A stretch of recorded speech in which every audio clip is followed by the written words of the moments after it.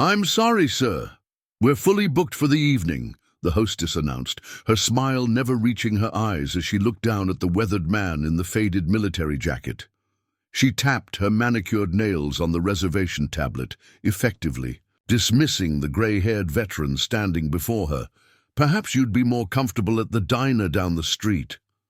Before we jump back in, tell us where you're tuning in from, and if this story touches you, make sure you're subscribed, because tomorrow I've saved something extra special for you. If you believe those who served our country deserve respect no matter what, comment honor below." Michael Reeves stood quietly at the entrance of Bellamy's, the upscale restaurant that had recently opened to rave reviews in the small town of Riversend. At 68, Michael carried himself with the same quiet dignity he'd maintained through 2 tours in Afghanistan and a lifetime of service that followed.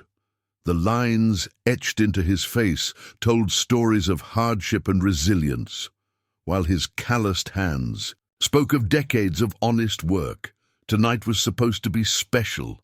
It marked 40 years since Michael had returned home from his final tour, a milestone he rarely acknowledged, preferring to keep the memories locked away where they couldn't disturb his carefully constructed peace. But a letter from an old comrade had stirred something in him, a desire to honor not himself, but those who hadn't made it back. He glanced down at his attire. His navy blue jacket wasn't tattered, just well worn with time. His shirt was pressed, his shoes polished to a military shine, a habit he'd never abandoned. In his pocket, he carried a small photograph, yellowed with age, of 5 young men in uniform, arms slung around each other's shoulders, desert stretching endlessly behind them. "I made a reservation," Michael said, his voice soft but unwavering. "Reeves, table for 1 at 7:30. The hostess, whose name tag read Vanessa, made a show of scrolling through her tablet again, perfectly shaped eyebrows arching in manufactured concern. "I'm not seeing anything under that name, sir, and as you can see," she gestured to the half-empty restaurant behind her, "we're completely booked with reservations coming in shortly. Perhaps you called a different establishment." Michael knew he hadn't. He'd called 3 days ago, spoken to a young man who'd confirmed his reservation twice. He'd even written it down in the small notebook he kept in his breast pocket.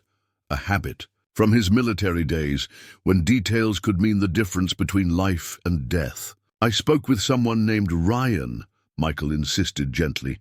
"He confirmed my reservation for tonight." Vanessa's expression hardened slightly. "Ryan isn't working tonight, and regardless, we have a certain clientele we cater to." Her eyes blinked over his modest jacket again, lingering on the small military service pin on his lapel. "There's a dress code at Bellamy's." The implication hung in the air between them, sharp and unmistakable. Michael wasn't the right kind of customer for Bellamy's gleaming interior and $20 appetizers. He didn't belong among the wealthy weekenders from the city who had begun buying up property around Riversend, transforming the once modest town into an exclusive getaway destination. Behind Vanessa, a young server with kind eyes and Lily on her name tag watched the exchange with growing discomfort. She started to step forward, but the appearance of a sleek-suited man at Vanessa's elbow stopped her in her tracks. "Is there a problem here?" The man's voice was smooth as polished marble, his expression fixed in a customer service smile that didn't reach his eyes. "I'm Marcus Bellamy, the owner." Vanessa straightened immediately. "No problem, Mr. Bellamy. I was just explaining to this gentleman that we don't have a reservation under his name, and unfortunately, we're fully committed this evening." Marcus Bellamy gave Michael a cursory glance, taking in the worn jacket, the simple slacks, the unassuming presence of a man who had never sought to command attention. "I see. Well, I'm terribly sorry for any confusion, sir, but Vanessa is correct. We simply don't have space tonight." He lowered his voice slightly. "Perhaps you'd be more comfortable somewhere more casual, The Riverside diner serves an excellent meatloaf, I'm told. Michael felt a familiar hollowness expand in his chest, the same emptiness he'd felt decades ago when he'd returned home to a country that preferred to look away from its returning soldiers rather than acknowledge the uncomfortable realities they represented. He was used to this particular brand of dismissal, wrapped in polite smiles and careful suggestions. "I understand," Michael said, his voice steady. He reached into his pocket and withdrew the photograph, glancing at the young faces frozen in time. Tonight was supposed to be about honoring a promise, about raising a quiet toast to James Winters, whose birthday it would have been. James, who had saved Michael's life in a firefight outside Kandahar and never made it home to celebrate another birthday himself. The young server, Lily, had edged closer again. "Mr. Bellamy, there's actually a table open by the window. The Hendersons cancelled their reservation 10 minutes ago." Marcus Bellamy's smile tightened. "That table is being held for the Crawfords, Lily. They called to say they'd be running late." Lily's brow furrowed. "But they weren't scheduled until—" "That will be all, Lily," Marcus cut her off sharply. "Please check on table 7. I believe they're ready to order." Lily hesitated, glancing apologetically at Michael before reluctantly retreating toward the dining area. "Preparing and narrating this story took us a lot of time, so if you are enjoying it, subscribe to our channel. It means a lot to us." "Now, back to the story." Michael nodded slightly, tucking the photograph back into his pocket. "Thank you for your time," he said simply, turning to leave. "Wait!" called a voice from behind Vanessa's stand. An elderly couple had approached during the exchange, the woman's diamond necklace catching the light from Bellamy's crystal chandeliers.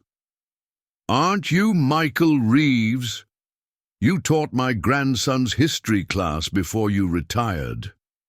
Michael turned back, recognition dawning as he looked at the couple. "Mrs. Bennett, Mr. Bennett, yes, I taught at Riversend High for 20 years after my service." Mrs. Bennett smiled warmly. "Jacob still talks about your class. Says you were the only teacher who made history feel alive." She turned to Marcus Bellamy, her expression cooling several degrees. "Is there some problem with Mr. Reeves dining here tonight?" Marcus Bellamy's professional smile snapped back into place instantly. "No problem at all, Mrs. Bennett. There was simply a mix-up with the reservations." "Well, he can join us then," Mrs. Bennett declared firmly. "We have plenty of room at our table, and I'd love to hear how Jacob is doing in college." Michael was touched by the offer but shook his head gently. "That's very kind of you, but I wouldn't want to intrude on your evening. I came tonight for a private reason. It's the birthday of an old friend." He didn't elaborate that his friend had been dead for 40 years. Mrs. Bennett seemed about to insist when her husband touched her arm gently. Something in Michael's expression must have conveyed his need for solitude tonight, for she nodded in understanding. "Another time then, Mr. Reeves. Please do come visit us at the bookshop sometime. We'd love to catch up properly." As the Bennetts were led to their table by a flustering Vanessa, Marcus Bellamy turned back to Michael, his expression now carefully neutral. "As you can see, sir, we truly are fully booked. Perhaps another night." Michael understood the dismissal for what it was. He nodded once, a short military acknowledgement, and turned to leave. Through the restaurant's large front windows, he could see that it had begun to rain, a gentle spring shower that misted the streets of Riversend and blurred the warm lights of shops and cafes along Main Street. As he stepped outside, pulling up the collar of his jacket against the cool evening air, he heard hurried footsteps behind him. It was Lily, the young server, slightly out of breath, as she caught up to him under the restaurant's awning. "Mr. Reeves," she said, glancing nervously over her shoulder at the restaurant entrance. "I'm so sorry about that. It wasn't right." Michael offered her a small smile. "No need to apologize. It's not your doing." Lily bit her lip, clearly conflicted. It's just, I know who you are. My grandfather served too. He has a picture of his unit, talks about them like they're still with him." She hesitated. "Is it true you saved those kids during the flash flood 3 years ago, when the river broke its banks?" Michael shifted uncomfortably. He rarely spoke about that day, how he'd been fishing when he heard the screams, how he'd waded into the rising waters without a second thought to pull 3 children from a partially submerged car while their mother was trapped in the front seat, how he'd gone back for her too, refusing to leave until all were safe on higher ground. "The fire department did most of the work," he said simply. Lily shook her head. "That's not how my dad tells it. He was one of the first responders. Says by the time they got there, you'd already saved them all and were treating the mother for shock, just like you'd been trained to do." Michael looked away, uncomfortable with the praise. His gaze fell on the empty bench across the street in the small memorial park dedicated to local veterans. That had been his destination after dinner, to sit for a while with the memory of James Winters and the others who hadn't come home. "Your grandfather," Michael said, changing the subject. "What unit was he with?" Lily's face brightened. 75th Rangers, 2nd Battalion. He was in Afghanistan too, later though, around 2010. Michael nodded. "Good men, the Rangers." Lily glanced back at the restaurant again, then reached into her apron pocket and pulled out a business card. "My dad owns the Fireside Grill over on Maple Street. It's nothing fancy like Bellamy's, but the food is honest and good. If you go there tonight." She pressed the card into his hand. "Tell them Lily sent you. Please, my dad would be honored to serve you dinner." Before Michael could respond, the restaurant door opened, and Marcus Bellamy's voice called sharply, "Lily! Table 7 is still waiting." Lily squeezed Michael's hand once, then hurried back inside without another word. Michael stood under the awning for a moment longer, looking at the business card in his hand. The Fireside Grill. He knew the place. A comfortable, unpretentious restaurant that had been in Riversend since before Michael moved there after his discharge. He tucked the card into his pocket alongside the photograph and stepped out into the light rain. He didn't head toward Maple Street and the Fireside Grill, though. Instead, he crossed the street to the Veterans Memorial Park, making his way to the empty bench facing the small bronze statue of a soldier. The rain had picked up slightly, but Michael didn't mind. He sat down, removed the photograph from his pocket, and looked at the 5 young faces grinning back at him from across the decades. "Happy birthday, James," he said quietly to the tallest of the young men, his words carried away by the gentle patter of raindrops. 40 years. Hard to believe, isn't it? Back at Bellamy's, Lily finished her shift with a heaviness in her heart. She'd seen the quiet dignity in Michael Reeves's eyes, recognized the stoic acceptance of yet another small rejection. Her grandfather had that same look sometimes when people thanked him for his service with empty words, but treated him as invisible when he needed actual help. As she hung up her apron at the end of her shift, she made a decision. Pulling out. "Ervone," she called her father at the Fireside Grill. "Dad," she said when he answered, "you remember those stories Grandpa tells about his unit? How they always had each other's backs, no matter what?" "Of course," her father replied, the sounds of a busy kitchen in the background. "Why?" "I need to tell you about something that happened tonight," Lily said, stepping out into the rain. "And then, I need your help with something important." Miles away, in a modest apartment on the outskirts of Riversend, retired Army Captain David Coleman set down his phone with a thoughtful expression. The call from Lily Morgan had stirred something in him, a sense of purpose he hadn't felt in years. He looked at the collection of framed photographs on his wall, his gaze settling on one in particular, a dusty desert outpost, 24 men in uniform standing at attention. Third from the left in the front row stood a younger Michael, Reeves back straight, eyes forward, David picked up his phone again and began scrolling through his contacts. The first call went to former Sergeant Eric Jameson, now running a hardware store 2 towns over. "Eric," David said when the call connected, "it's about Mike Reeves. I need you to make some calls." The chain of calls spread outward through the night like ripples in a pond. From Eric to former Corporal Will Martinez, now a high school coach in the next county. From Will to former Private First Class Kevin Okafor, who had opened a medical practice in the city. From Kevin to a dozen others, scattered across 3 states, but bound by shared experience and an unspoken code that had never diminished with time or distance. Each call ended the same way. "Tomorrow, 7:30 p.m., Bellamy's restaurant in Riversend. Pass it on." By midnight, the plan was set in motion.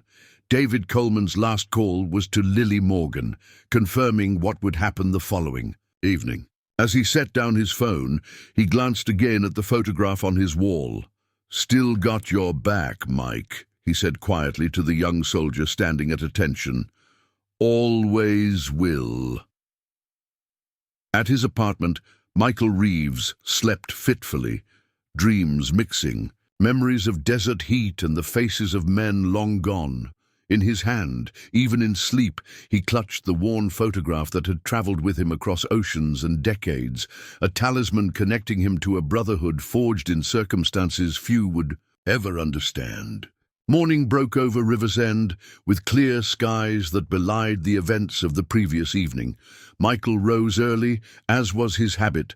Military precision ingrained so deeply that even retirement couldn't erase it. He made his coffee, strong and black, and stood at his kitchen window, looking out at the town that had been his home for nearly 4 decades. Riversend had changed dramatically in recent years. What had once been a close-knit community where everyone knew their neighbors had gradually transformed as wealthy outsiders discovered its picturesque streets and proximity to both mountains and coastline. New businesses like Bellamy's had sprung up, catering to the influx of money and the changing tastes it brought with it. Sometimes Michael felt like a relic of another era, out of place in the town that had once welcomed him home when few others had. He spent the day as he usually did, tending to his small garden in the community plots by the river, helping Mrs. Abernathy next door carry her groceries up the stairs, stopping by the high school to mentor a group of students interested in military history. His interaction at Bellamy's the night before faded to the background of his thoughts, just another small indignity in a world that had largely moved on without him. Until his phone rang at 5:30 that evening. "Mike, it's David Coleman." Michael sat up straighter in his armchair. He hadn't spoken to David in nearly a year, not since the Veterans Charity fundraiser last summer. "David," he said warmly, "good to hear your voice. How's retirement treating you?" "Better than I deserve." David laughed. "Listen, Mike, a few of us are getting together for dinner tonight. Last-minute thing. Any chance you'd join us?" Michael hesitated. Social gatherings had become increasingly difficult for him in recent years. The crowds, the noise, the small talk, they all triggered memories he preferred to keep at bay. "I don't know, David. I'm not much for going out these days." "It's just a small group," David pressed gently. "Guys from the old unit. Eric's in town and Will. Kevin drove down from the city. We thought it would be good to catch up." Michael felt a stirring of connection at the names. Men he'd served with, men who understood what he'd seen and done without him having to explain. Men who had known James Winters. "Where are you meeting?" he asked finally. There was the slightest pause before David answered. "Bellamy's, that new place on Main Street. 7:30. Michael's hand tightened around the phone. "Bellamy's? David, I don't think—" "Please, Mike," David interrupted. "It would mean a lot to have you there. To all of us." Something in David's tone gave Michael pause. There was an undercurrent there, a significance he couldn't quite place. After a moment, he sighed. All right, 7:30 at Bellamy's. After hanging up, Michael sat for a long time, looking at the photograph he'd carried with him the night before. Then, with the same quiet determination that had characterized his entire life, he rose and went to his bedroom. From the back of his closet, he removed a garment bag he hadn't opened in years. Inside was his formal military dress uniform, meticulously preserved. Michael ran his fingers over the fabric, the ribbons, the insignia that told the story of his service in silent, coded form. He'd worn it only a handful of times since his discharge, at James's funeral, at a ceremony where he'd received a civilian commendation for his actions during the flood, at the occasional military funeral for local veterans who had no one else to stand for them. Slowly, methodically, he began to dress. Each button, each medal, each precise fold represented a memory, a moment, a decision that had shaped the course of his life. By the time he stood before the mirror, the man looking back at him was transformed, not by the uniform itself, but by the posture, the presence, the quiet authority it evoked in him. At precisely 7:15 p.m., Michael Reeves left his apartment and walked toward Main Street, his stride purposeful, his back straight despite the old injury that sometimes made his right leg ache in damp weather. As he approached Bellamy's, he could see through the windows that the restaurant was busy, tables filled with the usual clientele, wealthy weekenders, local business owners who had profited from the town's transformation, politicians courting favor with both. At 7:25 p.m., Michael arrived at the entrance to Bellamy's. Taking a deep breath, he opened the door and stepped inside. Vanessa was at her station again, tapping away at her tablet. When she looked up, the flicker of recognition in her eyes was quickly masked by a professional smile that faltered slightly as she took in Michael's appearance. "Good evening," she said, her tone carefully neutral. "Do you have a reservation?" "I'm meeting David Coleman and some others," Michael replied quietly. "They should have a reservation for 7:30. Vanessa consulted her tablet, her expression revealing nothing. "I don't see a reservation under Coleman." Before Michael could respond, the door opened behind him. He turned to see David Coleman enter, also dressed in his formal military uniform, captain's insignia gleaming on his shoulders. David nodded once to Michael, a gesture of solidarity and respect. "We're expected," David said to Vanessa, his tone brooking no argument. Vanessa looked between the two men, uncertainty creeping into her expression. "I'm sorry, but I don't have any reservation for—" The door opened again. Eric Jameson entered, followed by Will Martinez and Kevin Okafor, all in their dress uniforms. Behind them came more men, filing in one after another, each in military dress, each standing tall with the bearing that never quite leaves those who have served. Michael stared in disbelief as familiar faces from his past continued to appear.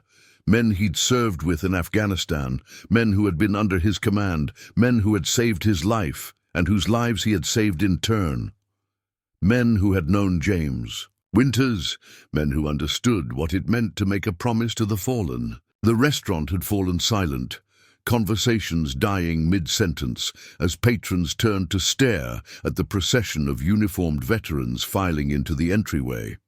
Even the kitchen staff had emerged to witness the spectacle, Lily among them, a small smile playing at the corners of her mouth. "What is going on here?" Marcus Bellamy's voice cut through the silence as he emerged from his office, stopping short at the sight of nearly 24 veterans standing at attention in his restaurant's entrance.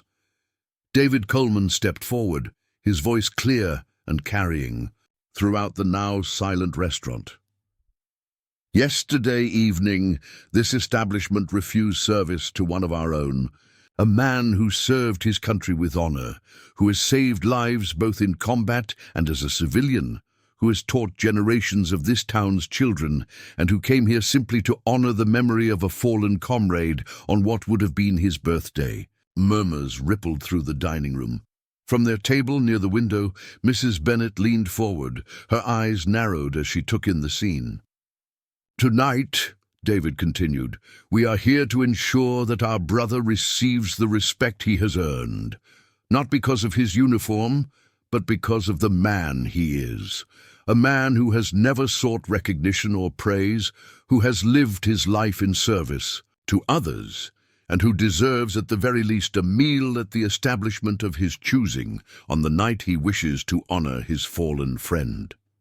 Marcus Bellamy had paled visibly. His eyes darted from the assemblage of veterans to the rapt faces of his customers, many of whom were now watching him with expressions ranging from curiosity to outright disapproval. "There must be some misunderstanding," he began, forcing a conciliatory smile. "We would never intentionally disrespect a veteran. We were simply fully booked last night, as I explained to Mr. Reeves." "Half the tables were empty." Lily's voice came from behind the bar, clear and unwavering. "The Henderson's reservation that I mentioned was real. There was no late booking for the Crawfords. I checked the system afterward." Marcus Bellamy's face flushed. "Lily, that's quite enough. Is this true?" The question came from Mrs. Bennet, who had risen from her table and approached the group. "Was Mr. Reeves turned away when there were tables available?" The silence that followed was answer enough. David Coleman turned to Michael, who had stood quietly throughout the exchange, his expression unreadable. "What would you like to do, Mike? We can leave, find somewhere else that would be proud to serve you. Or we can stay, if that's what you want." Michael stood silent for a moment, acutely aware of the dozens of eyes fixed upon him. The restaurant remained hushed, the only sounds the gentle clink of silverware and the soft hum of the kitchen ventilation. He looked at the faces of his former comrades, men who had traveled from different towns, different states, different lives, all standing at attention in their dress uniforms, a silent wall of solidarity. He thought of James Winters, whose birthday they had come to honor. James wouldn't have wanted a scene, wouldn't have wanted special treatment, but he also wouldn't have stood for disrespect toward one of his brothers in arms. "We'll stay," Michael said quietly, his voice carrying in the silence. "Not to make a point, but because this is where I chose to remember my friend, and because leaving would dishonor what all of you have done by coming here tonight." David nodded, turning back to Marcus Bellamy, whose professional composure had cracked visibly under the weight of the moment. "We'll need a table for 23, if you please." Marcus Bellamy swallowed hard, looking desperately around at his staff. We don't have a single table that large on such short notice." "Then push some tables together," Mrs. Bennet suggested sharply from beside him. "Or would you prefer these gentlemen take their business elsewhere and explain to everyone exactly why?" The implied threat hung in the air. In a small town like Riversend, reputation was everything.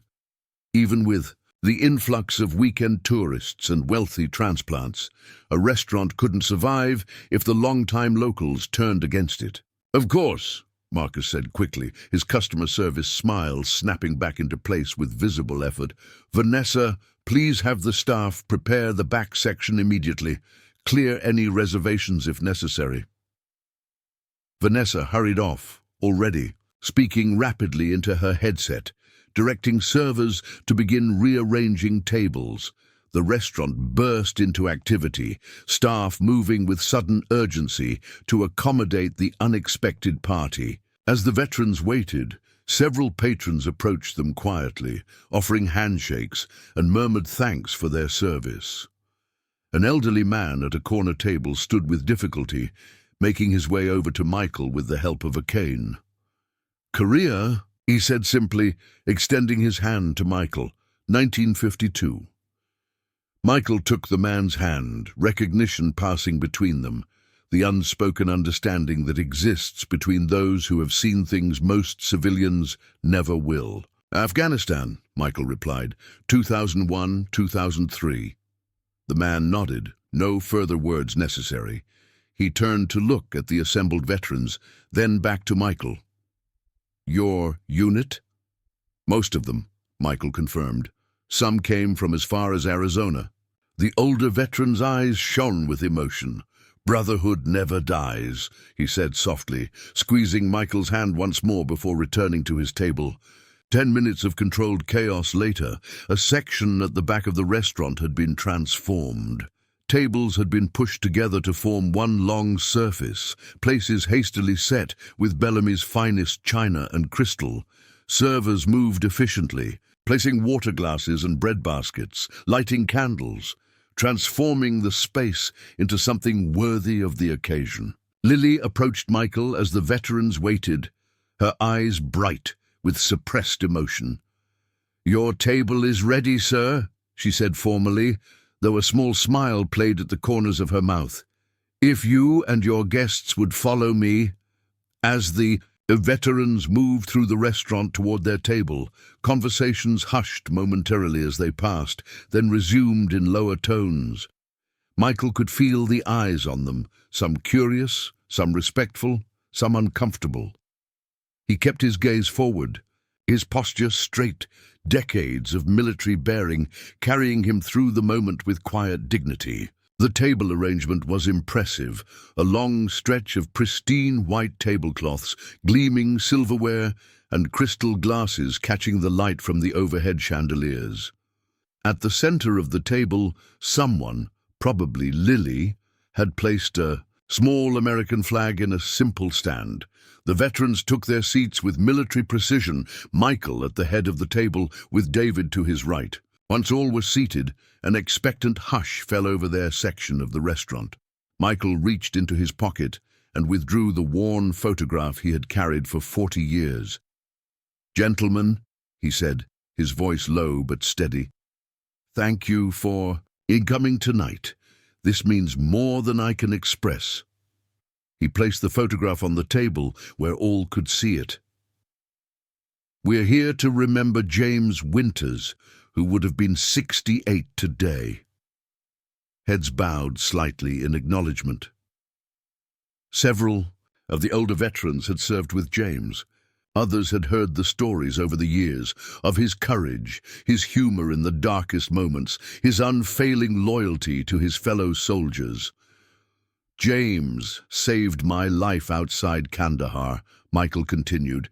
"He didn't hesitate, didn't think about the risk. He just acted, because that's who he was. He made me promise that if I made it home, I'd live a life worthy of his sacrifice." Michael's voice remained steady, though emotion ran deep beneath his words. "Every day, I've tried to keep that promise." David raised his water glass. "To James Winters," he said, "and to promises kept." "To James," the veterans echoed, raising their glasses in unison. As they set their glasses down, Marcus Bellamy approached the table, flanked by 2 nervous-looking servers. The restaurant owner's earlier discomfort had been replaced by a facade of gracious hospitality, though tension still showed around. His eyes. "Gentlemen," Marcus said, his voice carrying just the right note of deference, "Bellamy's is honored to have you dining with us this evening. Please allow me to offer the house's finest wines to accompany your meal with our compliments."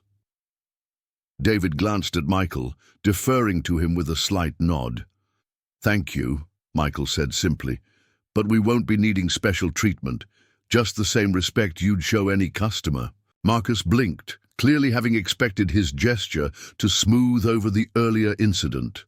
"Of course," he recovered quickly, "our servers will be attentive to your needs throughout the evening. Please don't hesitate to ask for anything." As Marcus retreated, one of the younger veterans leaned forward. "That was smooth, First Sergeant," he said with a grin, "always leading by example." Michael shook his head slightly, just doing what James would have done. The evening progressed with an air of camaraderie that transformed the upscale restaurant into something warmer, more genuine. The veterans shared stories, some about James Winters, others about their time in service together. Still others about their lives since returning home, Laughter often punctuated the conversation, the kind of honest laughter that comes from men who have seen the worst the world has to offer and chosen to embrace life anyway. Lily served their table personally, moving efficiently among the veterans with a warmth that went beyond professional courtesy. She listened to snippets of their stories, sometimes asking questions that revealed her own understanding of military life through her grandfather's experiences. At a quiet moment while waiting for dessert, Michael turned to Lily. "I want to thank you," he said softly, "for what you did, for calling David." Lily's eyes widened slightly. "How did you know?" Michael smiled, the first genuine smile he'd shown all evening. "Because David couldn't have known what happened unless someone told him, and you were the only one who seemed to care." Lily blushed slightly. "My grandfather always says that standing up for what's right isn't always convenient, but it's always necessary." She glanced around at the table of veterans. "I didn't expect all this, though." "Neither did I," Michael admitted. "But I should have known. This is what we do. We show up for each other, no matter how many years have passed." As the meal wound down, the restaurant had largely emptied of other patrons. Only a few tables remained occupied, though Michael noticed that Mrs. Bennett and her husband showed no signs of leaving, nursing their after-dinner coffees with deliberate slowness. When the check arrived, David reached for it, but Marcus Bellamy appeared at the table, intercepting the leather folder before David could open it. "There will be no charge tonight, gentlemen," Marcus said, his tone careful, balanced between professional courtesy and genuine contrition. "It's the least we can do to thank you for your service." A subtle tension spread around the table. Michael could feel the shift in energy, the veterans' collective discomfort with what felt like an attempt to buy forgiveness rather than earn it. Michael looked up at Marcus, meeting his gaze directly. "We appreciate the gesture, Mr. Bellamy, but we didn't come here for free food. We came here because this is where I chose to honor my friend's memory." He held out his hand for the check. "We'll pay for what we ordered, just like any other customers." Marcus hesitated, clearly caught between his desire to make the situation go away and his recognition of the principle at stake. Finally, he handed the check to Michael with a slight nod. "Of course," he said, "I understand." As Marcus walked away, David leaned closer to Michael. "You always were a stubborn son of a gun, Reeves," he said with quiet approval. "Some things never change." Michael shrugged slightly. "It's not about the money. It's about dignity. James understood that better than anyone."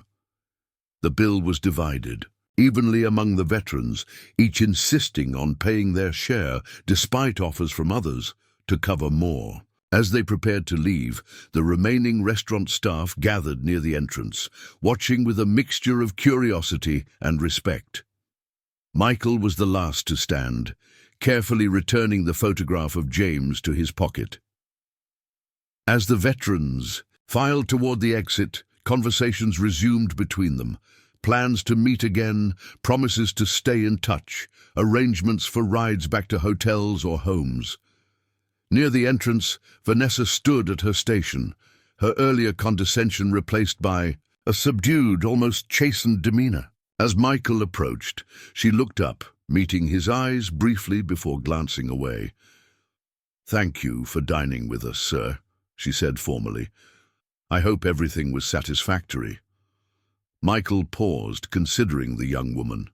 In her, he recognized something of himself at that age.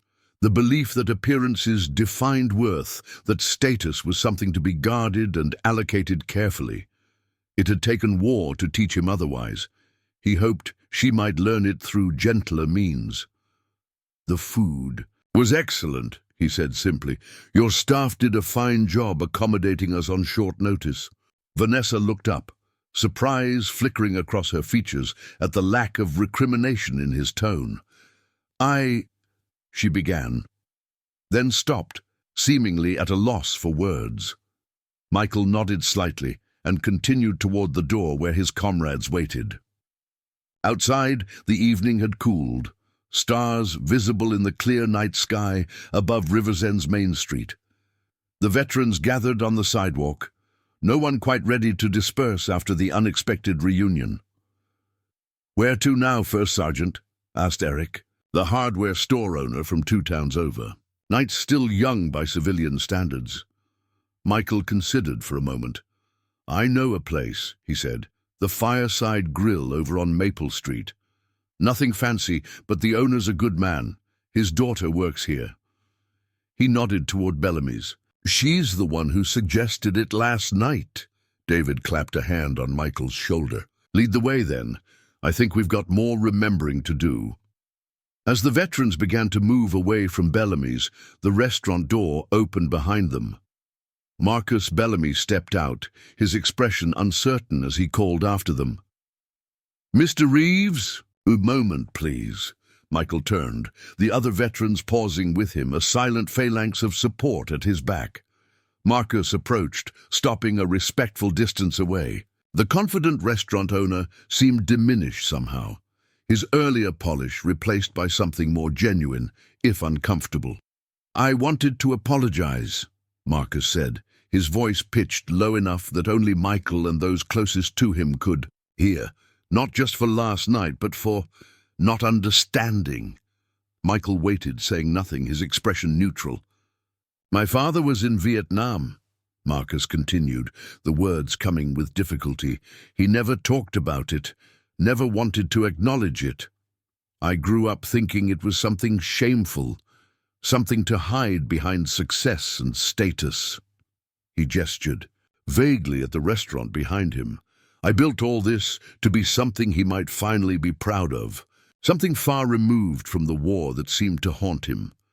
Understanding dawned in Michael's eyes. "Some wounds aren't visible," he said quietly.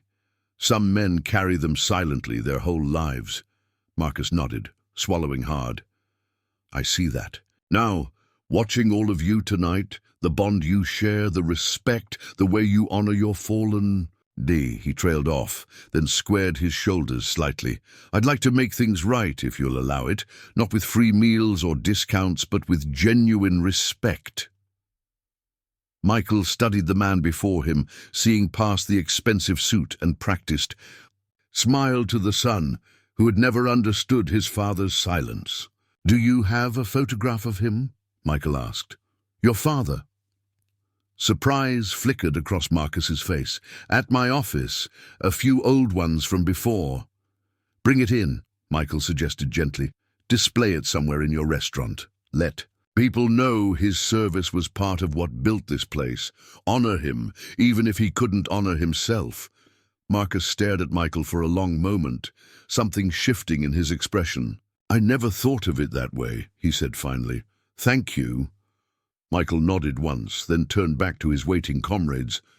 As they walked away, David fell into step beside him. "That was generous of you," David observed quietly. "After how he treated you." Michael shrugged slightly.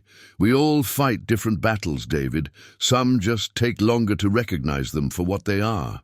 The veterans made their way down Main Street toward Maple, their presence drawing glances from passers-by, some curious, some respectful, some moved to quiet tears by the sight of so many uniformed veterans of different ages walking together, with purpose and pride. Michael walked at their center, his posture straight despite the old injury, his eyes clear and focused on the path ahead. In his pocket, the photograph of 5 young men in a desert half a world away rested next to his heart, a reminder of promises made and kept, of lives given and lives lived in their honor. As they approached the Fireside Grill, warm light spilled from its windows onto the sidewalk. Through the glass, Michael could see Lily talking with an older man who shared her eyes and smile. Her father, no doubt, when she spotted the approaching veterans through the window, her face lit up with surprise and joy. The door opened before they reached it, Lily's father standing in the entrance, his own military bearing evident in his posture. "Master Sergeant Thomas Morgan," he introduced himself, offering a sharp salute to Michael and the assembled veterans. "My daughter called ahead. We've been expecting you." Michael returned the salute, then extended his hand. "First Sergeant, Michael Reeves, your daughter did us a great service tonight." Thomas Morgan smiled proudly. "She's got a good heart, knows the meaning of respect." He gestured to the interior of the restaurant. "We've got the back room ready for you, gentlemen. Nothing fancy like Bellamy's, but the steaks are good and the beer is cold." As they filed into the fireside grill, the regular patrons, mostly locals who had known Riversend before its transformation, nodded in greeting or raised glasses in silent acknowledgement. There was no awkwardness here, no sense of being out of place. Just simple recognition between people who understood that true worth had nothing to do with appearances. The back room was cozy, with wood-paneled walls covered in photographs and memorabilia from different eras of military service. One wall was dedicated entirely to local veterans, their names and branches of service listed beneath their photographs. Michael spotted several familiar faces among them, men and women he had known over his years in Riversend. Thomas Morgan pointed to an empty space on the wall. "We've got room for more, First Sergeant, including you and any of your men who'd care to be added." Michael glanced at the wall, then at the veterans who had come to stand with him tonight. "It would be an honor," he said, meaning it. As they settled around tables pushed together much like at Bellamy's, though with far less fuss and far more genuine welcome, Michael found himself seated beside David again. The conversations around them flowed naturally, punctuated by laughter, and the occasional solemn moment of remembrance. "You know," David said quietly, "James would have loved this. Not the drama at Bellamy's, maybe, but this, all of us together again." Michael nodded, looking around at the faces of men who had shared the most intense experiences of his life. He always said the real mission was coming home and living well, making it all mean something. "You've done that, Mike," David said seriously. "Teaching those kids, saving those people in the flood, being the kind of man others look up to, without ever seeking recognition." He raised his glass slightly. "James would be proud of how you've honored his memory." Michael felt a weight lift slightly from his shoulders, a burden he had carried for 40 years, wondering if he had done enough, been enough, lived enough to justify surviving when James had not. "2 missions completed," Michael said, raising his own glass, "and to those who made sure we came home to complete them."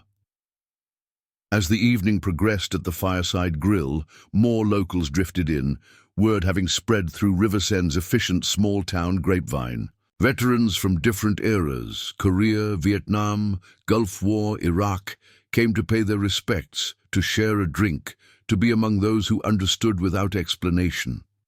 By midnight, the gathering had evolved into something like a reunion, not just of Michael's unit, but of Riversend's military community, people who had lived side by side for years, sometimes without knowing of their shared experiences. Thomas Morgan moved among them, refilling glasses, sharing stories, creating connections between strangers who had more in common than they realized.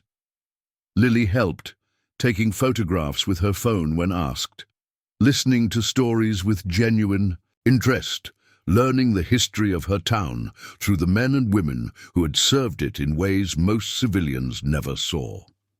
As the night wound down, Michael found himself standing near the wall of photographs, studying the faces of Riversend's veterans. Some, young and strong in their service photos, others weathered by time and experience, all part of a continuum of service and sacrifice that stretched back through generations. "Will you add your photo, Mr. Reeves?" Lily asked, appearing beside him with a camera. "Dad's serious about wanting you on the wall." Michael hesitated, his natural aversion to recognition warring with his recognition of what the wall represented, not glory or individual achievement, but community and shared purpose. "Yes," he said finally, "I think James would want that. A place where he's remembered too, through those of us who came home. Lily smiled, raising her camera. Stand right there by the flag, she suggested, and maybe hold that photograph. You've been carrying, if that feels right. Michael took the worn photograph from his pocket, looking at the 5 young faces one more time. James Winters at the center, arms slung around Michael's younger self, both of them dusty and tired, but standing tall. Ready? Lily asked. Michael straightened his shoulders, held the photograph against his chest, and looked directly into the camera. Not with the 1,000-yard stare of a man lost in memories of war, but with the clear, steady gaze of a man who had kept his promises, honored his fallen, and built a life worthy of their sacrifice. Ready, he said. The photograph of Michael Reeves joined the wall at the fireside grill that night, his formal military portrait alongside the faded photograph of James Winters and their unit. It marked not an ending, but a beginning, the start of something that would ripple through Riversend in ways no one could have anticipated. The veterans departed well after midnight, exchanging contact information, promises to meet again, and embraces that spoke of bonds transcending time and distance. Michael walked home beneath a canopy of stars, his step lighter than it had been in years.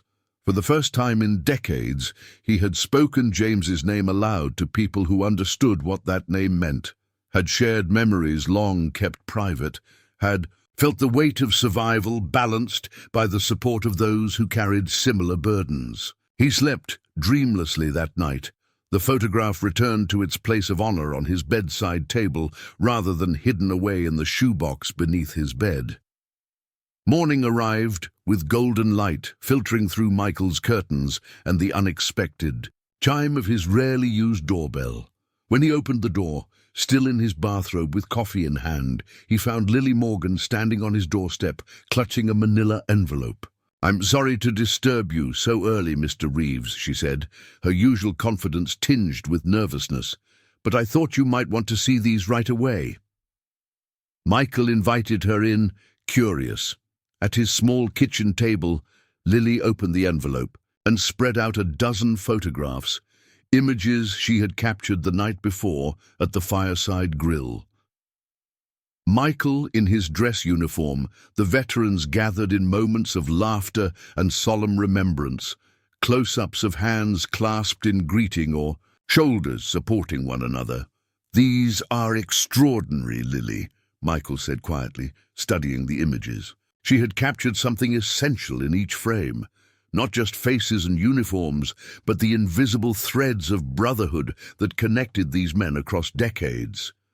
"I'm studying photojournalism at community college," Lily explained, a blush coloring her cheeks.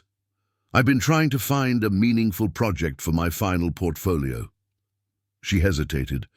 "I was wondering if you and the others would let me document your stories. Not just last night, but your service, your lives afterward, how you've carried those experiences with you." Michael looked up from the photographs, surprised. "You want to tell our stories?" Lily nodded earnestly. "People my age, we don't really understand. We see veterans in parades or at memorial services, but we don't know what it means to serve, to come home, to build a life afterward." Her eyes were bright with purpose. "I think those stories matter, especially now, when Riversend is changing so fast, when people move here for the views and the property values without knowing the history of the place, the people who built it." Michael considered her words, seeing in this young woman something he had often found lacking in her generation, a desire to understand, to connect, to honor the past while building the future.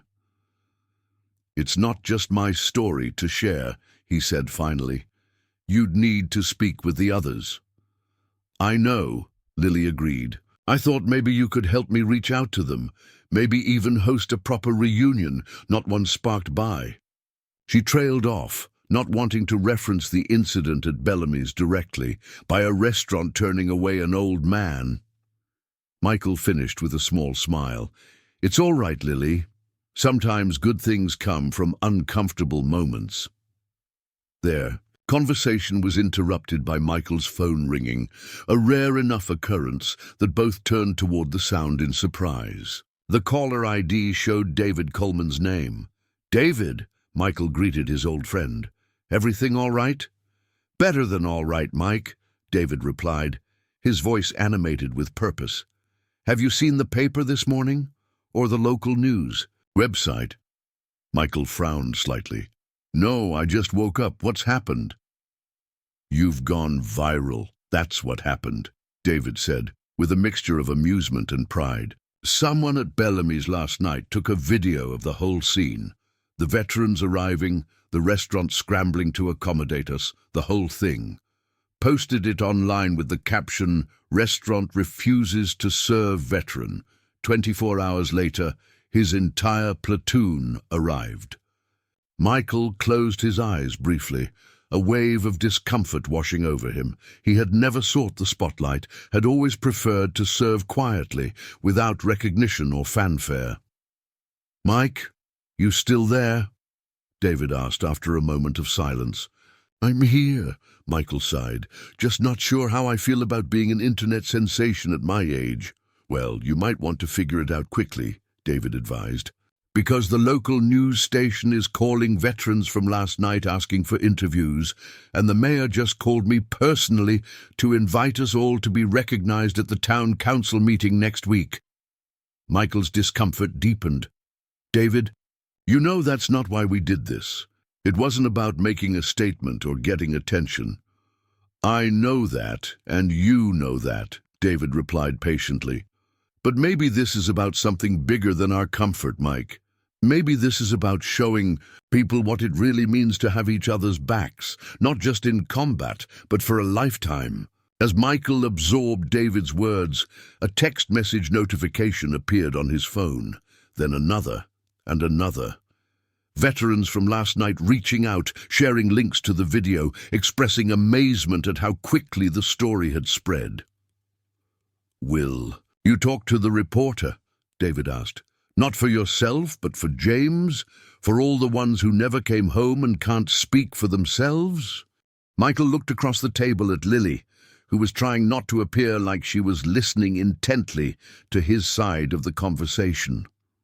In her eyes, he saw the same earnest desire to understand that had been in his student's eyes over his 20 years of teaching, a hunger for meaning in a world that often seemed to value style over substance.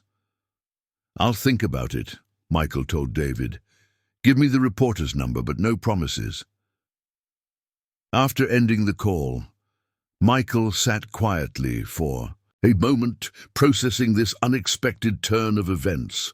Lily waited patiently, respecting his silence. "It seems your photojournalism project might have competition," Michael said finally, showing her the flood of text messages on his phone. "We've apparently gone viral." Lily's eyes widened. "Oh, that must be the video Vanessa's boyfriend took. He works as a bartender at Bellamy's. He showed it to me last night after everyone left." She bit her lip. "Are you upset? I didn't know he was going to post it online." Michael shook his head slowly. "Not upset, exactly. Just, unprepared. I've spent most of my life trying to blend in, to not call attention to my service or myself."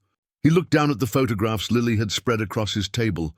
"But maybe David's right. Maybe there's a bigger purpose to all this." The next few days passed in a whirlwind of activity, unlike anything Michael had experienced since his return from Afghanistan. The video of the veterans' arrival at Bellamy's had indeed gone viral, spreading from local social media to regional news outlets, and finally to several national veterans organizations who shared it with millions of followers. The story resonated deeply. An unassuming veteran denied service, the quiet dignity of his response, and the powerful show of solidarity from his former unit. Comment sections filled with similar stories from veterans and their families, tales of both disrespect and extraordinary kindness, reflections on the meaning of service and the bonds it created. Michael's phone rang constantly with calls from reporters, veterans groups, and old friends who had seen the video and recognized him. He answered some, ignored others, and found himself reluctantly drawn into the public eye despite his instinctive desire for privacy. The local newspaper ran a front-page story featuring a photograph of the veterans at the fireside grill, Michael at the center with the picture of James Winters visible in his hand. The headline read, "Never Left Behind, Veterans Show the Meaning of Got Your Back." By the third day, Michael agreed to a single interview with the local news station on the condition that it be conducted at the Veterans Memorial Park and focus not on the incident at Bellamy's, but on the broader issues of veterans' reintegration into civilian society and the importance of community support. The reporter, a thoughtful woman in her 30s, met Michael on a bench near the bronze statue of a soldier. Camera crews set up discreetly at a distance, respecting Michael's request for a conversation rather than a spectacle. "Thank you for agreeing to speak with us, First Sergeant Reeves," the reporter began, once the cameras were rolling. "Your story has touched thousands of people across the country. Why do you think it's resonated so deeply?" Michael considered the question carefully. "I think people recognize authenticity when they see it," he said finally. "Those men didn't show up at the restaurant for publicity or to make a point. They came because that's what we've always done for each other, from the deserts of Afghanistan to civilian life.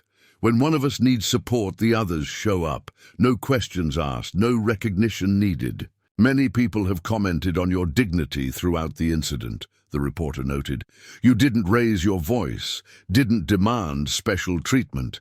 Even when offered a free meal afterward, you insisted on paying."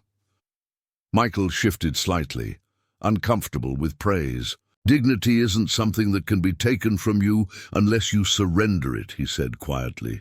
"My mentor taught me that. James Winters, whose birthday we were honoring that night. He used to say that how you respond to disrespect says more about you than how you respond to honor." The interview continued for 20 minutes, Michael gradually relaxing as the reporter asked thoughtful questions about his service, his life after returning home, and his perspective on the changes in Riversend over the decades. "One final question, First Sergeant," the reporter said as their time drew to a close. "What would you like people to take away from this story? What message do you hope resonates beyond the viral moment?" Michael looked past the camera toward the Veterans Memorial, taking a moment to compose his thoughts. "I'd like people to remember that service doesn't end when the uniform comes off," he said. "The men and women who serve this country bring those values home with them: duty, honor, loyalty, selflessness. We carry those values into our classrooms, our businesses, our community organizations." He paused. "And I'd like people to remember that sometimes the most important service happens quietly, without medals or recognition. The teacher who stays late to help a struggling student, the neighbor who checks on elderly residents during a storm, the volunteer who serves meals at the shelter every holiday." He turned back to the reporter, his gaze direct and clear. "Those are the heroes walking among us every day, uniform or not. And they deserve our respect, not because of what they wear or how much money they have, but because of the character they demonstrate through their actions." The interview aired that evening, reaching households throughout Riversend and the surrounding counties. Michael watched it alone in his apartment, uncomfortable seeing himself on screen, but satisfied that his words had focused on the values rather than the incident itself. His phone chimed with a text message from Lily as the segment ended. "You were amazing. My dad's crying. Check your email. Sent you something important." Michael opened his rarely used email account to find a message from Lily with an attachment, a formal proposal for her photojournalism project, now expanded to include not just the veterans from Michael's unit, but a cross-section of Riversend's veteran community across different eras. She had already secured interest from the local historical society in hosting an exhibition when the project was complete. As Michael read through her thoughtful, detailed proposal, his doorbell rang again. This time, when he opened it, he found Marcus Bellamy standing on his doorstep, looking distinctly uncomfortable in casual clothes rather than his usual tailored suit. "Mr. Reeves," Marcus began awkwardly, "I hope I'm not intruding. I wanted to speak with you, privately." Michael studied the restaurant owner for a moment, then stepped aside to allow him entry. In his small living room, Marcus declined the offered seat, too restless to settle. "I saw your interview," Marcus said, pacing slightly. "What you said about dignity, about service continuing after the uniform." He trailed off, struggling to find the right words.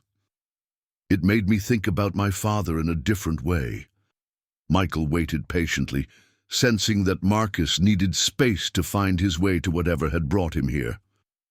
"After the, incident at the restaurant, I did what you suggested," Marcus continued. "I found a photograph of my father in his uniform, Vietnam, 1968. He swallowed hard. I never knew much about his service. He never talked about it, and I never asked. It seemed like a chapter he wanted closed." "Many did," Michael acknowledged, quietly.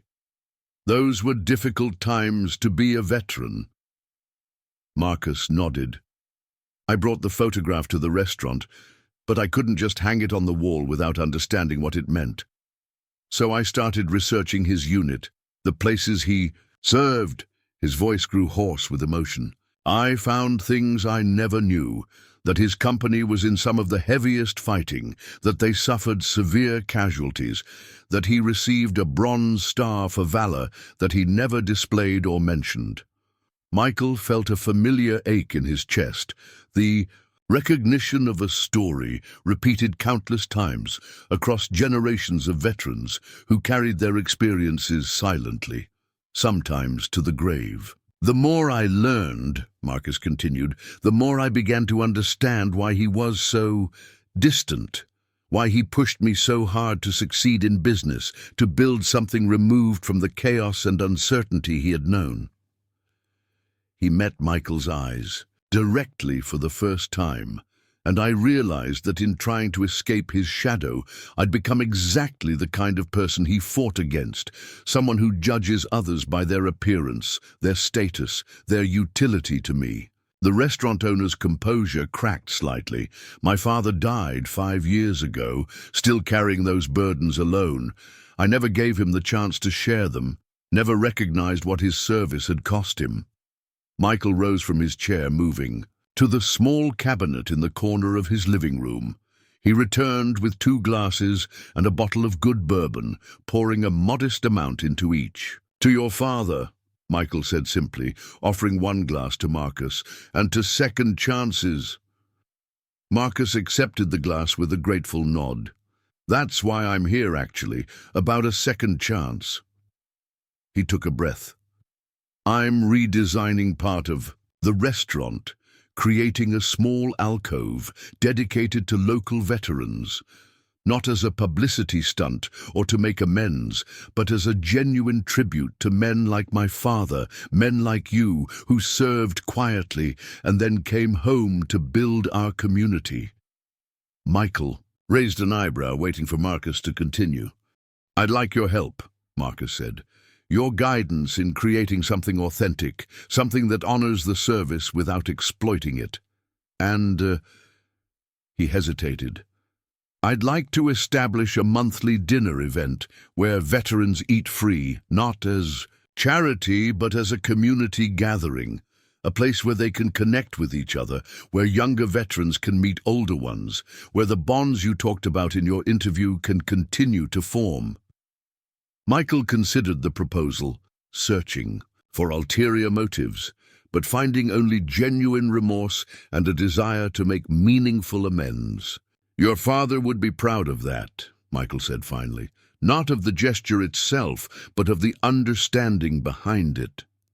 Relief washed over Marcus's face. "Thank you.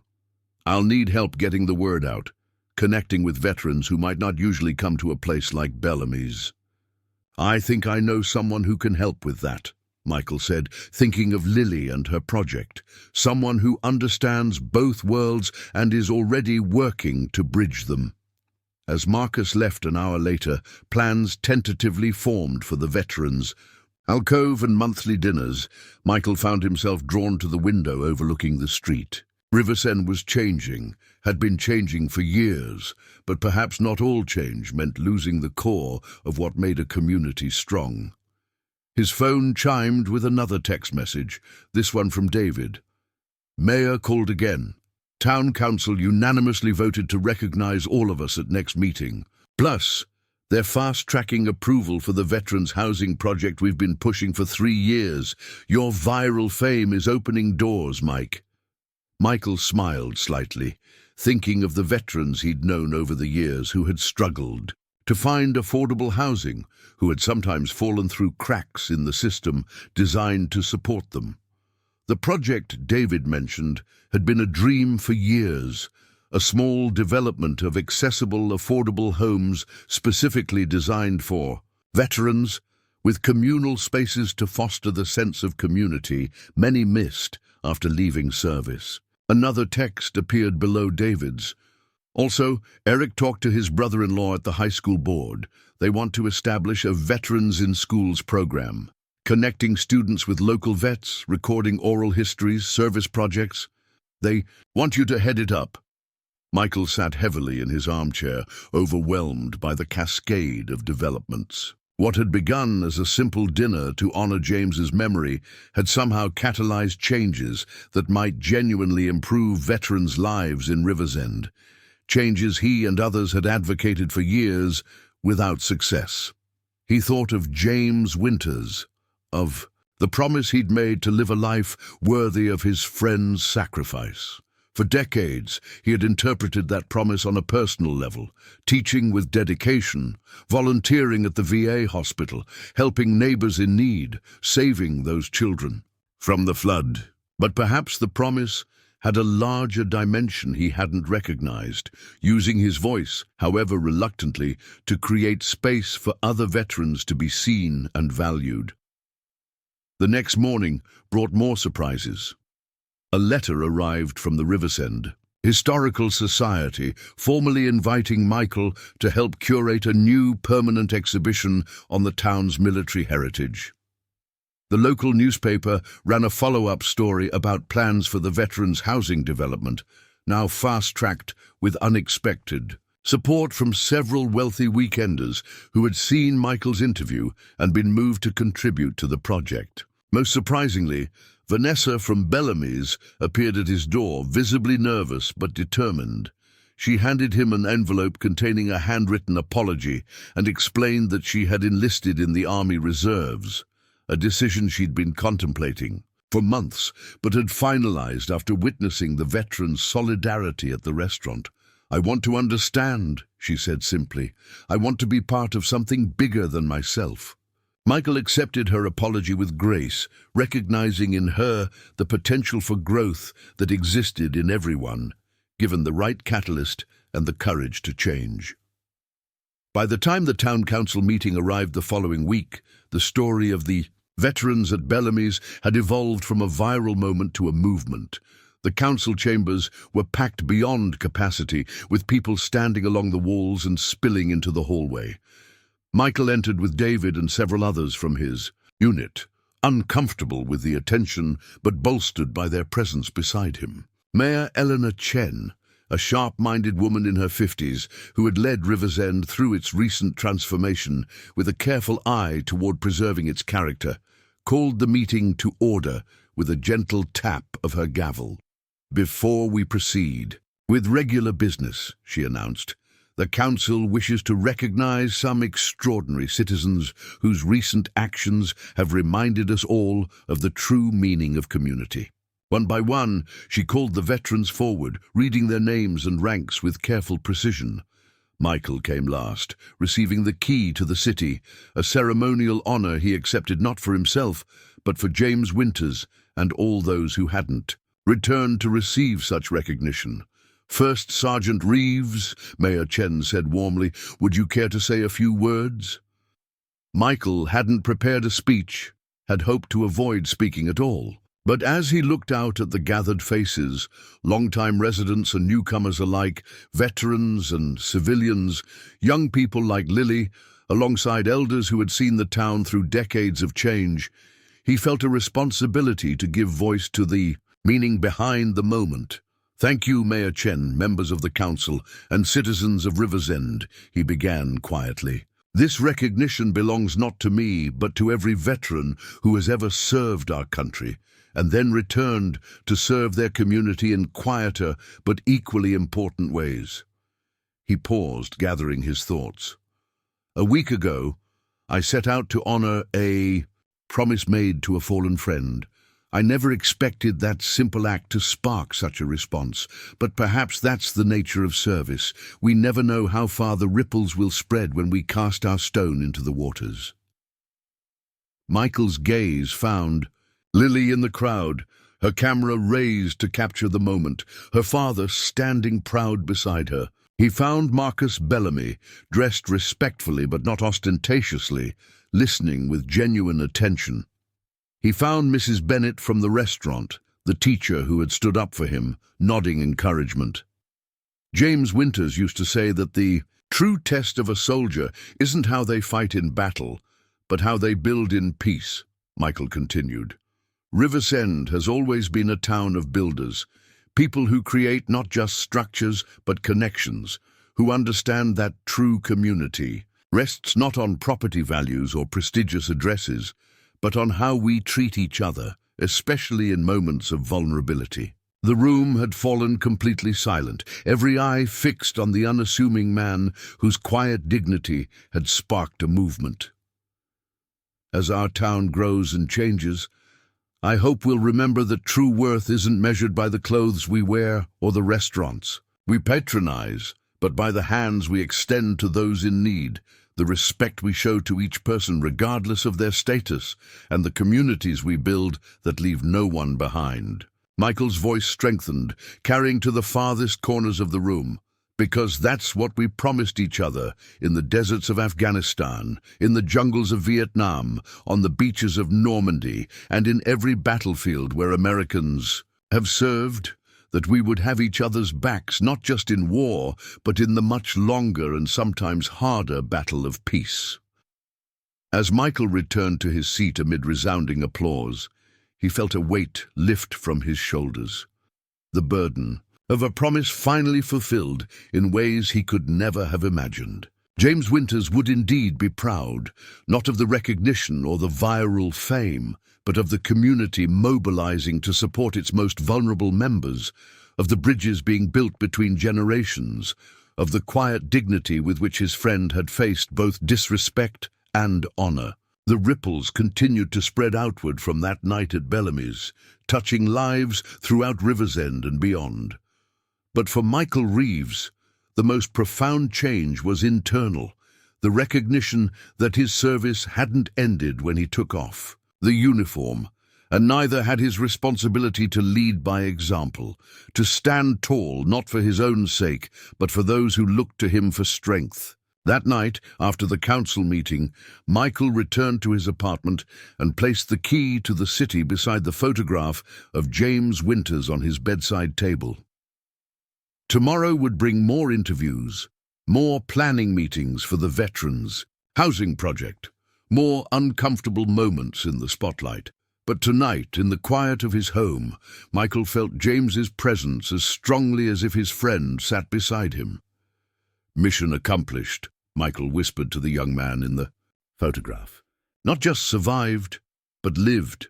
Not just remembered but honored, not just returned but built something worthy of your sacrifice." Outside his window, Riversend sparkled with lights. Old and new, modest and grand, all part of the same community that was finding its way back to its core values through an unexpected catalyst. Michael Reeves, once invisible to many despite decades of quiet service, now stood at the center of a movement he had never sought to create. Sometimes he reflected as sleep finally claimed him. The most powerful acts of leadership come not from seeking the spotlight, but from standing firm in one's principles when the spotlight unexpectedly finds you. 6 months passed in Riversend, bringing changes that transformed both the town and its residents in ways few could have predicted. The story of Michael Reeves and his unit's show of solidarity had evolved from a viral moment to a lasting legacy, woven into the fabric of the community. On a crisp autumn morning, Michael stood at the edge of what had once been an abandoned lot on the outskirts of town. Now, the first phase of Winter's Village, named in honor of James, neared completion. 10 neat, accessible homes arranged in a horseshoe around a central green space, with a community center at its heart. Phase 2 would add 15 more homes, already fully funded through a combination of government grants, private donations, and community fundraising efforts. "Hard to believe, isn't it?" David Coleman said, joining Michael at the edge of the property. 3 years fighting red tape and budget constraints, and suddenly it happens in 6 months. Michael nodded, watching construction workers put finishing touches on the community center's roof. James always said timing was everything in combat. Guess it's true in civilian life too. "Speaking of timing," David said, checking his watch, "we should head over to the high school. The students are expecting their program director." Michael smiled slightly. The Veterans Heritage Program had launched at Riversend High School at the beginning of the fall semester. Twice a week, Michael and other local veterans visited classrooms, sharing their experiences and perspectives, connecting students with living history in ways textbooks never could. The program had quickly become the most popular elective in the school, with a waiting list for the spring semester. "Can't keep the future waiting," Michael agreed, turning toward David's car. The high school had changed little since Michael's teaching days. The same institutional hallways, the same din of teenage voices, the same sense of potential humming in the air.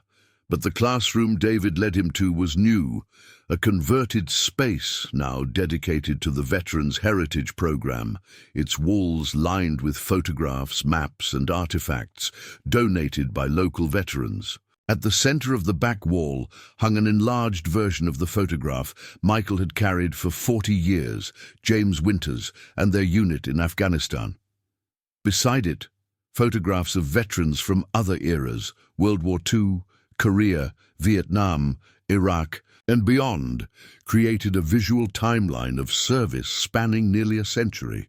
The students rose when Michael entered, not by requirement but from genuine respect, a tradition they had adopted spontaneously during the program's first session.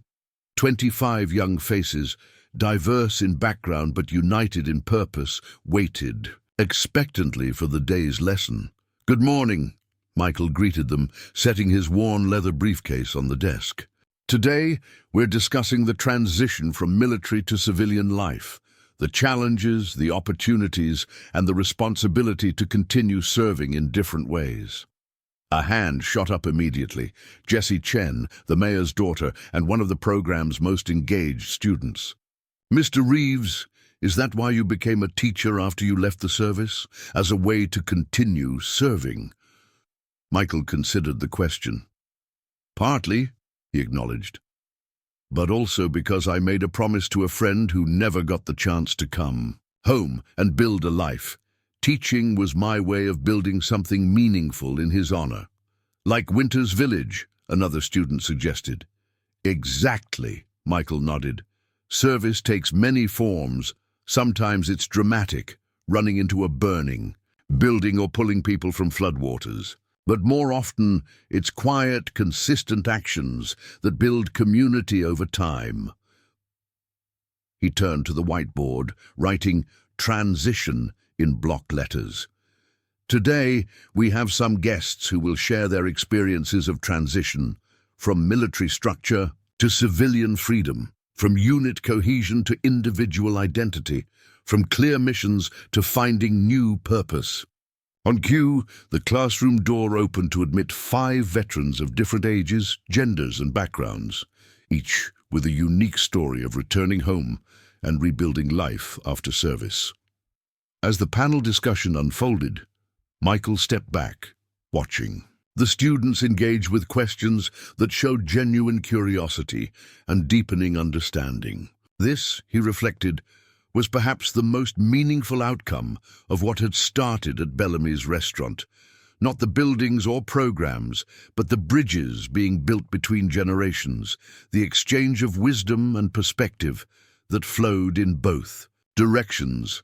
After class, Michael gathered his materials while most students filed out, chattering excitedly about the panel discussion. One remained behind, a quiet boy named Jason who rarely spoke in class, but whose essays showed remarkable insight. "Mr. Reeves," Jason began hesitantly, "can I ask you something personal?" Michael set down his briefcase, giving the student his full attention. "Of course. How do you know if you're honoring someone properly?" Jason asked, his voice barely above a whisper. "My brother was a Marine. He died in an accident during training 3 years ago. I want to honor him, but I don't know how." Michael felt a familiar ache in his chest, the recognition of grief still fresh despite the passage of time. "What was your brother like, Jason? Not as a Marine, but as a person?" Jason's eyes brightened slightly. "He loved science. He was always doing experiments in our garage, blowing things up sometimes." A small smile crossed his face. "He joined the Marines to get money for college. He wanted to be an engineer." Michael nodded thoughtfully. "Then perhaps the best way to honor him is to carry forward what he valued, his curiosity, his interest in science, his determination to build and create." "But I'm not good at science," Jason admitted, "not like he was." "Honoring someone doesn't mean becoming their duplicate," Michael explained gently. "It means recognizing what they stood for and finding your own way to carry those values forward." He gestured toward the photograph of James Winters. "My friend was fearless in protecting others. I couldn't do that on the battlefield after I came home, but I could do it in a classroom, by creating safe spaces for students to learn and grow." Jason absorbed this, his expression thoughtful. "So I could honor him by helping others achieve their dreams, like he was trying to do." "That sounds like a fine tribute," Michael affirmed. "And Jason?" He waited until the boy met his eyes. "Your brother would be proud of you for asking these questions, for caring so deeply about honoring him well." After Jason left, Michael gathered his belongings and headed toward the faculty parking lot.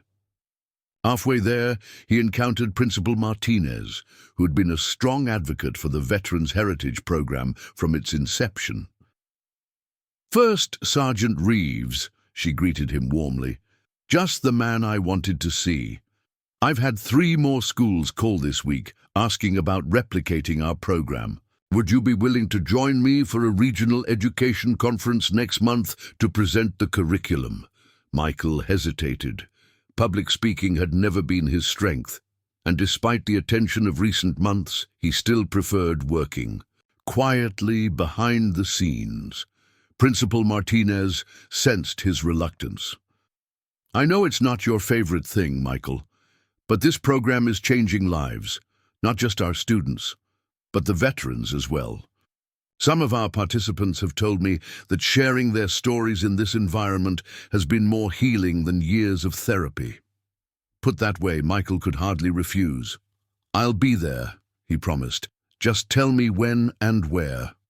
As Michael drove from the high school toward downtown, he reflected on how dramatically his life had changed in the 6 months since that night at Bellamy's. The quiet retirement he had envisioned had been replaced by purpose-driven activity that left little time for the isolation he had once accepted as inevitable. His destination this afternoon was Bellamy's restaurant itself. transformed as dramatically as the town around it. True to his word, Marcus Bellamy had created a veteran's alcove in the restaurant, a tasteful space where photographs and memorabilia honored local service members without turning their sacrifices into decoration. The monthly Veterans Dinner had evolved into one of Riversend's most popular community events, drawing participants from across generations and branches of service. Tonight would be the 6th such gathering, coinciding with the opening of Lily Morgan's photography exhibition at the Historical Society. Michael parked a block away from Bellamy's, preferring to walk the short distance through town. Riversend's Main Street had always been charming, but recent months had brought subtle changes that reflected a community reconnecting with its values. The new businesses still catered to upscale tastes, but they existed alongside long-time establishments in a more harmonious balance than before. At Bellamy's, Marcus himself stood at the entrance, greeting early arrivals for the Veterans' Dinner. The restaurant owner had undergone perhaps the most striking transformation of all. His designer suits replaced by more modest attire, his formerly practiced charm giving way to genuine warmth. "Michael," Marcus welcomed him with a handshake that had become easier, more natural over months of collaboration. "We've got a full house tonight. Word about Lily's exhibition brought in veterans from 3 counties. Inside, the restaurant hummed with conversation and laughter. Tables had been rearranged to create a communal atmosphere, with veterans of different eras intentionally seated together to facilitate connection and mentorship. Michael recognized many faces, some from his own unit, others from various branches and conflicts, still others new to the gathering, perhaps finding community for the first time since their service ended. In one corner, Vanessa, now private, First-class Vanessa Torres of the Army Reserves, sat in uniform beside an elderly veteran of the Korean War, listening intently as he shared stories rarely told outside the safety of understanding company. Her transformation from dismissive hostess to respectful soldier remained one of the most unexpected outcomes of that night 6 months ago. Thomas Morgan, Lily's father and owner of the Fireside Grill, approached Michael with a warm handshake. "First Sergeant, good to see you. Lily's already at the Historical Society, getting everything ready for the exhibition opening. She's nervous as a cat, though she'd never admit it." Michael smiled. "I'll head over early to give her some moral support." "Before you go," Thomas said, lowering his voice slightly, "I wanted you to know that we've finalized the partnership between Bellamy's and the Fireside. Starting next month, we'll be alternating locations for the Veterans' Dinners.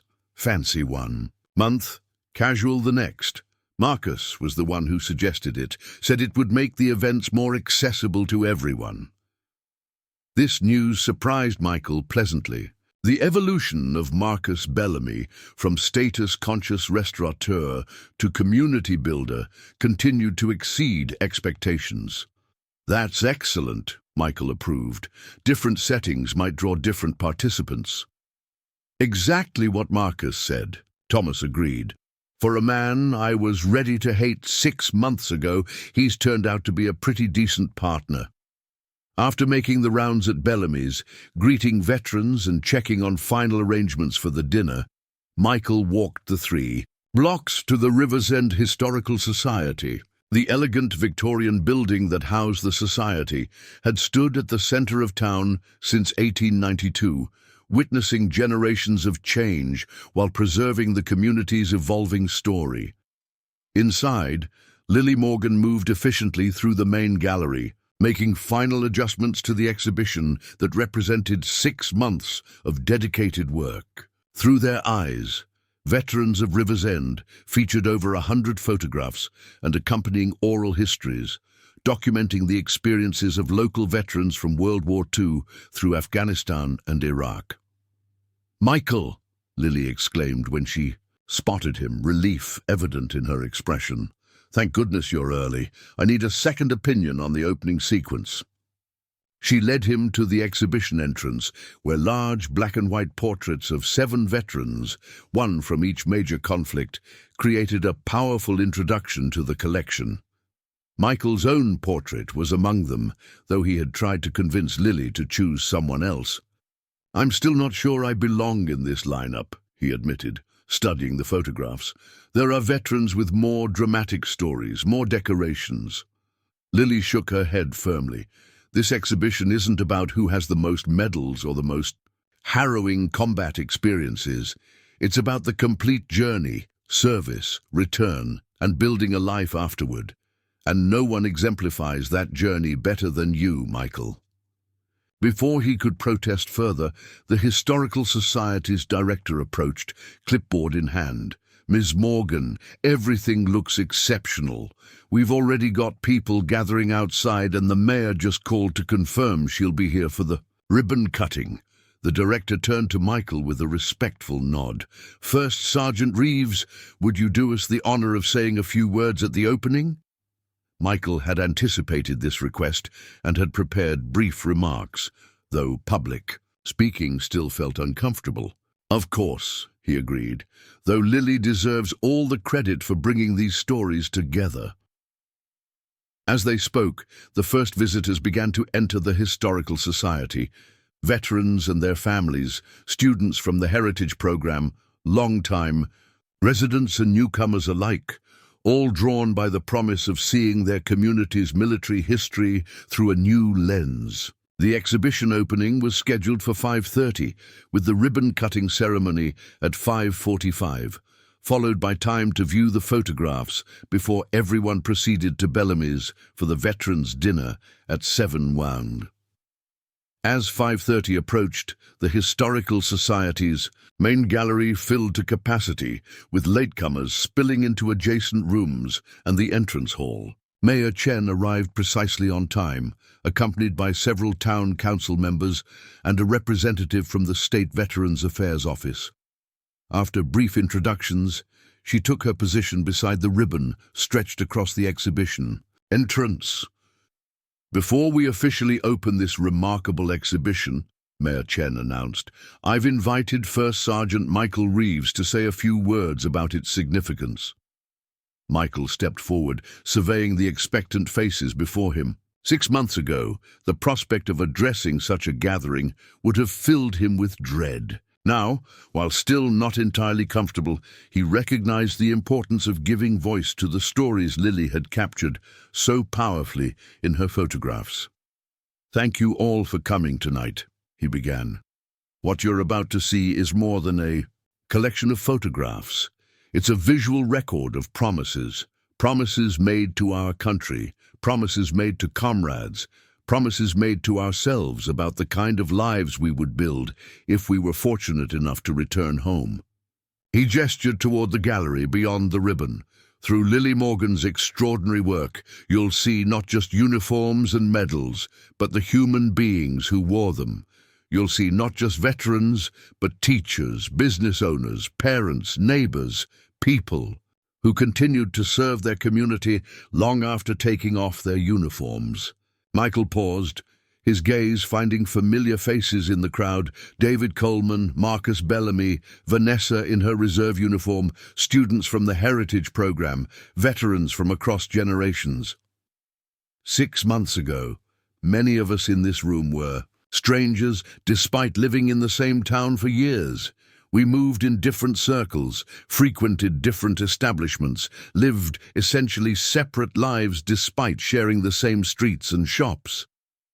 A murmur of recognition rippled through the audience. What began as a simple misunderstanding at a restaurant became a catalyst for something profound, a reconnection with values that transcend social boundaries and economic differences. A recognition that true community isn't built on property, values, or prestigious addresses, but on how we treat each other, especially in moments of vulnerability. Michael turned slightly, acknowledging Lily with a gesture. "This exhibition is both a culmination and a beginning. It documents where we've been, individually and as a community, but it also points the way forward, reminding us that the greatest honor we can give to those who served is to build a community worthy of their sacrifices, one where no one is judged by appearances, where no one is left behind, and where every person's contribution is valued. He stepped back, nodding to Mayor Chen. With that, I'll let the photographs speak for themselves. They tell the story far better than I ever could. The mayor stepped forward with oversized ceremonial scissors, cutting the ribbon to enthusiastic applause. As the crowd began to move into the exhibition space, Michael found himself approached by an unexpected visitor. An elderly man in a wheelchair, pushed by a middle-aged woman who shared his eyes and determined expression. "First Sergeant Reeves," the woman greeted him. "I'm Eleanor Winters. This is my father, Colonel Robert Winters." Michael stared in momentary shock, recognition dawning slowly. James's father and sister. The elderly man extended a trembling hand. "We saw you on the news a few months back. Took some doing to track you down. Eleanor insisted we come in person." Michael clasped the colonel's hand gently, emotions welling up that he couldn't fully process. Robert Winters must be well into his 90s now, his once powerful frame diminished by age, but his eyes still sharp, still recognizably similar to his son's. "Sir," Michael said, struggling to find adequate words, "it's an honor to meet you. James saved my life more than once." Colonel Winters nodded, his eyes bright with unshed tears. "That sounds like my boy, always putting others first." He gestured to the exhibition entrance. "Eleanor tells me you've been keeping his memory alive all these years. Named that new veterans housing after him?" "Yes, sir," Michael confirmed. "Winters Village. First residents move in next week. And you teach young people about service, about what it means to come home and keep building?" "I try, sir." The colonel's expression softened. "Then you've honored him in the best possible way, son. Not with monuments, but with action, with lives changed." Eleanor Winters touched Michael's arm gently. "We brought something for you." She handed him a small package wrapped in simple brown paper. "James sent this home with his personal effects. It was meant for you, but the military couldn't locate you after your discharge. You had moved several times, changed your contact information." Michael accepted the package with hands that had begun to tremble slightly. "Thank you," he managed, unable to open it in that moment, overwhelmed by the connection to his friend that had materialized so unexpectedly. "We'd like to see the exhibition," Eleanor said, understanding Michael's need for space, "and perhaps join everyone for dinner afterward. Dad has some stories about James as a boy that you might enjoy." "I'd like that very much," Michael agreed, finding his voice again, "and there are people here who would be honored to meet you both." As the Winters family moved toward the exhibition, Michael stepped into a quiet alcove, carefully unwrapping the package Eleanor had given him. Inside was a small leather-bound journal with a simple notepaper clipped to the cover. "Mike, if you're reading this, things didn't go as planned for me. That's okay. We both knew the risks. Inside are the plans I had for coming home, the life I wanted to build, the community I hope to create. Since I can't do it, I'm asking you to carry this forward for both of us. Not to live my life, but to live yours with enough purpose for two. You promised. I'm holding you to it. James." Michael opened the journal with reverent care, finding pages filled with James's distinctive handwriting, dreams, plans, sketches for community projects, notes about veteran support initiatives remarkably similar to what had unfolded in Riversend over the past 6 months. The final entry, dated just days before James's death, read simply, "The mission doesn't end when we come home, it just changes. From defending freedom to building community, from fighting enemies to creating connections, from surviving to truly living." Michael closed the journal, holding it against his chest for a moment as he composed himself. Then, tucking it carefully into his jacket pocket, he rejoined the exhibition opening, moving through the gallery with a renewed sense of purpose. Lily's photographs captured perfectly what words often failed to express: the weight of memory. In a veteran's eyes, the quiet dignity of continued service, the evolution from warrior to builder. Michael recognized many faces, some from his own unit, others from different eras and branches, all connected by the common thread of service that extended far beyond their time in uniform. His own photograph hung in the contemporary section. Not the formal portrait from the entrance, but a candid shot Lily had captured at the fireside grill the night after Bellamy's. In it, Michael sat surrounded by his former unit, his expression open and engaged in a way it rarely had been before that night, the photograph of James visible in his hand. Beside Michael's image hung photographs of other local veterans. The hardware store owner who quietly extended credit to families in need during hard times. The retired Marine who had established a youth mentorship program. The former Army nurse who volunteered at the free clinic every weekend. Ordinary people whose extraordinary service continued in civilian life without fanfare or recognition.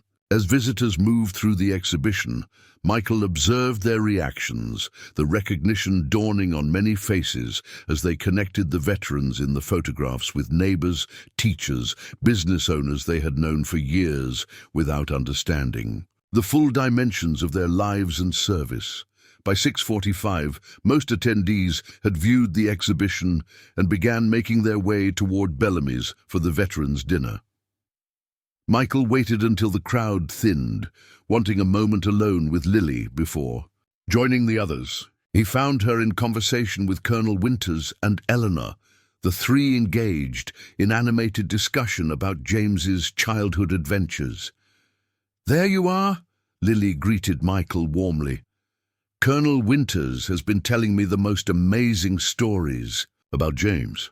I wish I could have included him in the exhibition." "He is included," Michael said quietly, "in every veteran who came home and built something meaningful, in Winters Village, in the Heritage Program. His influence is woven through all of it." Colonel Winters nodded, understanding perfectly. "A legacy isn't about having your name on buildings, son. It's about the lives you touch, the changes you inspire, the community you help create." He patted the arm of his wheelchair. "I've outlived my body's usefulness, but seeing what you've built in my son's honor, that gives these extra years meaning." As they prepared to leave for Bellamy's, Michael felt a sense of completion he had never expected to experience. The circle that had begun 40 years ago in the deserts of Afghanistan had somehow closed in the most unexpected way, bringing him face to face with the family of the man whose memory he had honored for decades. At Bellamy's, the veterans' dinner was in full swing when they arrived. Conversations paused momentarily as Michael entered with the Winters family, recognition and respect rippling through the gathering. David Coleman approached immediately, introducing himself to the colonel with the deference of a junior officer meeting a legendary senior, despite his own distinguished career. The evening unfolded with a warmth and camaraderie that transcended differences of age, background, and experience. Veterans from World War II to Afghanistan found common ground in shared values and experiences, while family members and community supporters listened and learned, bridges forming across previously unbridged divides. Michael moved through the gathering, making introductions, facilitating connections, ensuring that Colonel Winters and Eleanor felt welcomed and honored. He found himself more comfortable in this role than he would have imagined possible 6 months earlier, not as the center of attention, but as a connector, a builder of community. Late in the evening, as the gathering began to wind down, Marcus Bellamy approached Michael with 2 glasses of fine bourbon. "I thought you might want a moment of quiet," he said, gesturing toward the veterans' alcove, now empty as most participants had moved to the main dining area for dessert. Michael accepted the glass with a nod of thanks, following Marcus to the alcove, where the restaurateur's father now had a place of honor among Riversend's veterans. The two men sat in comfortable silence for a moment, sipping their bourbon and observing the community they had helped create, one through decades of quiet service, the other through a dramatic change of heart and perspective. "I never would have imagined this 6 months ago," Marcus admitted finally. "Any of it. The partnerships, the programs, the way the town has come together. Sometimes the most significant changes begin with the smallest moments," Michael observed. "A denied dinner reservation, a stand taken for dignity, a community remembering what truly matters." Marcus raised his glass slightly. "To unexpected catalysts and second chances, and to promises kept," Michael added, thinking of the journal in his pocket and the words James had written decades ago. "The mission doesn't end when we come home. It just changes." As the evening concluded, Michael found himself standing once more with Colonel Winters and Eleanor, exchanging contact information and promises to stay connected. The colonel gripped Michael's hand with surprising strength for a man his age. "You did right by my boy," he said simply. "More than right. You built something that matters." Michael nodded, emotion making speech difficult. "I tried to live a life worthy of his sacrifice." "You succeeded," the colonel assured him, "and from what I've seen tonight, you've inspired others to do the same. That's a legacy James would be proud of, not monuments or medals, but a community of people who understand what it means to serve, to sacrifice, and to build something meaningful afterward." As Michael watched the Winters family depart, he felt a weight lift from his shoulders, a burden he had carried for 40 years, wondering if he had done enough, been enough, lived enough to justify surviving when James had not. The answer, it seemed, had been woven through the fabric of his life all along, invisible to him but increasingly clear to others. In the students he had taught, the flood victims he had saved, the veterans he had quietly supported, and now in the community he had helped transform. Later that night, as Michael prepared for bed, he placed James's journal on his bedside table beside the worn photograph he had carried for decades. The face of his friend looked back at him from across time and distance, forever young, forever, in that moment before sacrifice. "Mission accomplished, James," Michael said softly to the photograph. "Not just survived, but lived. Not just remembered, but honored. Not just returned, but built something worthy of your sacrifice." Outside his window, Riversend glowed with lights, old and new, modest and grand, all part of the same community that had found its way back to its core values through an unexpected catalyst. Michael Reeves, once invisible despite decades of quiet service, now stood at the center of a movement he had never sought to create, but had embraced with the same quiet dignity that had characterized his entire life. The promise made 40 years ago in a distant desert had been kept, not just through private remembrance, but through public action, through lives changed, connections formed, and a community transformed by the understanding that true worth has nothing to do with appearances and everything to do with character, service, and the courage to stand tall even when standing alone. Up next, you've got 2 more standout stories right on your screen. If this one hit the mark, you won't want to pass these up. Just click and check them out. And don't forget to subscribe and turn on the notification bell so you don't miss any upload from us.